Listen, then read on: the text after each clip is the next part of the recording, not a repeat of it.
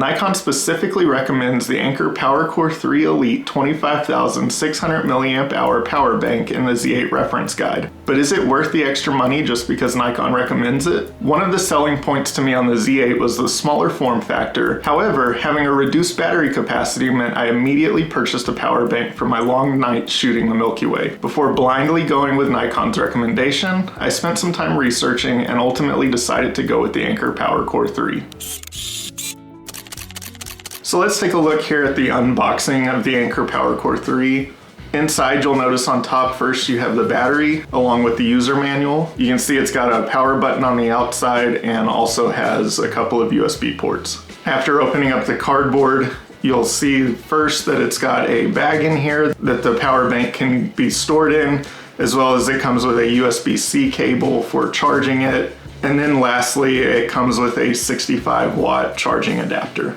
Jumping over to the features for the PowerCore Elite 3, the first thing to note is the price. The price on this battery bank is $149 when it's not on sale. However, I have seen it cheaper on both Amazon's website and on Anker's at times when it's on sale. The next item to highlight is the weight. It's 1.3 pounds and it is 7.22 inches in length by 3.24 inches in width by 0.94 inches in height. Now, directly related to both the dimensions and the weight is the capacity that this power bank has, which is 25,600 milliamp hours. When paired with a Z8 with a battery inside, that's the equivalent of 5 times the normal EN-EL15C battery on the Z8. In terms of how much power it can output, it's a 87-watt output power bank, so you can actually pull quite a few watts off of it for small electronic devices. And for charging, it has a 65-watt maximum input. That means you can charge the full 25,600 milliamp hours in as little as 2.5 hours if you're using the 65-watt adapter that comes with the power bank.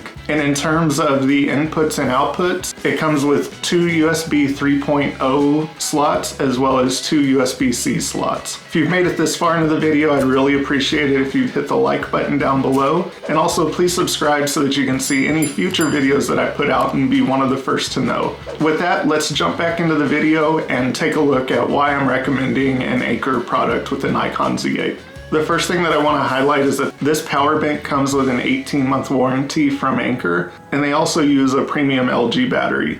Along with that, they have an inducer that's used to control the temperature, as well as a 3-point safety system that includes a buck boost converter to protect it from overheating, a battery management system that prevents over discharge, and a microcontroller that offers short circuit protection. In my opinion, I think that's really important because electronics can be very sensitive. So having Anker's quality control really helps you prevent that you don't damage a $3,799 camera body. And the way that I looked at it when I decided to purchase this Anker product is that I had saved quite a bit of money by not going with the Z9. And I knew that I was going to need a different solution for providing more power to my camera whenever I'm out in the field taking photos. And so for me, spending $150 to ensure that I don't destroy my camera was a good investment, rather than going with one of the many cheaper products over on Amazon. That said, I can't stop you from going and purchasing something that's cheaper on Amazon. And what I would encourage, because it may be the best value for you, is to at least go through, read the reviews, find out what issues people are having, and be sure to look out for people that have had issues with their electronics being damaged or overheating with the battery banks. And that should be able to help you make the right choice on the battery bank that you want to purchase. The other thing that I'll note is a lot of the times when you see a cheaper battery bank than the $150 Anker one, sometimes that product's cheaper because it either doesn't come with the USB cables, it may not come with the charging adapter, or the input power that the bank can accept is lower and may mean that you're going to have a lot longer charging times than 2.5 hours. So based on my opinions there, the alternatives that we're going to look at that you could use with the Z8 or any of the other Nikon Z series cameras, I'm going to stick with Anker products. The first one that I'm going to talk about here, this is going to be the Anker PowerCore Plus. It's a 26,800 milliamp hour power bank with a 45 watt output and can take up to 60 watts of an input. From what I've seen on Amazon, it's priced at about $130. and it can recharge in 3.3 hours when you have that 60 watt input paired with it. So this one has roughly the same capacity. However, the charging is just going to be slightly slower at 3.3 hours versus 2.5 hours. And this product has also been recommended from Nikon for Z series cameras. The next one that we'll take a look at is the Anker 737 power bank. That's a 24,000 milliamp hour power bank. It has a 140 watt output, which in my opinion is a lot heftier than what the Z8 needs. It can use a Anker 140 watt output charging adapter, which allows it to recharge in just 52 minutes. That being said, one thing to note with the price, however, is that the cable and the charging adapter must be purchased separately. The final Anker product that I'll recommend taking a look at is an Anker 20,000 milliamp hour power bank. This one is priced anywhere from $27 to $43 whenever it's on sale, but it comes with a micro USB and not a USB-C cable or charging block, which would be needed to recharge it. The max that you can input for charging is 10 watts, and I'll also note that you have to purchase that 10 watt charging adapter separately. Let me know down in the comments if you've got any other Anker power banks that you recommend. And also, if you found another good one that's not Anker over on Amazon, drop that down below too so people can see some alternatives.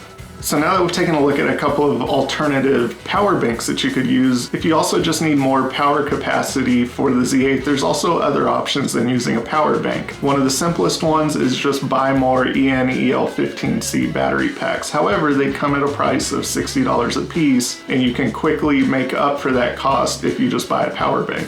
The next option, if you have AC power available for where you're trying to shoot at, you could use a EH7P AC adapter. The next option is a dummy battery that you put into the battery slot, and that is the Nikon EP5B power supply, but you do also have to additionally connect this to a AC adapter that's purchased separately. And then the final option is to purchase a MB-N12 powered battery pack. So this is basically a vertical grip that you can attach to your Z8, and that grip allows for 2 of the EN-EL15C batteries to be put into it. You at least double your battery capacity as well as gain a vertical grip to use. So wrapping this video up, again, I've purchased the Anker PowerCore 3 Elite 25,600 milliamp hour battery pack.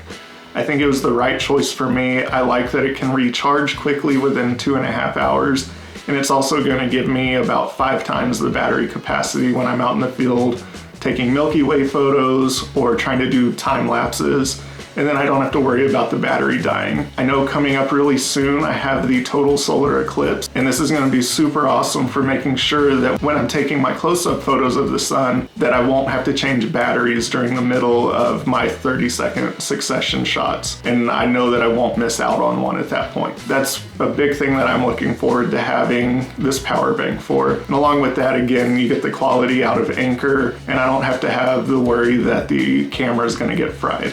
So with that, I hope that you liked this video. If you did, please hit the like button down below. And also, please subscribe to the channel. That really helps me out as I start to try to grow my content and also grow the channel as a whole. As always, I appreciate your time, and I'll see you in the next video. As always, I appreciate your time, and I'll see you in the next video.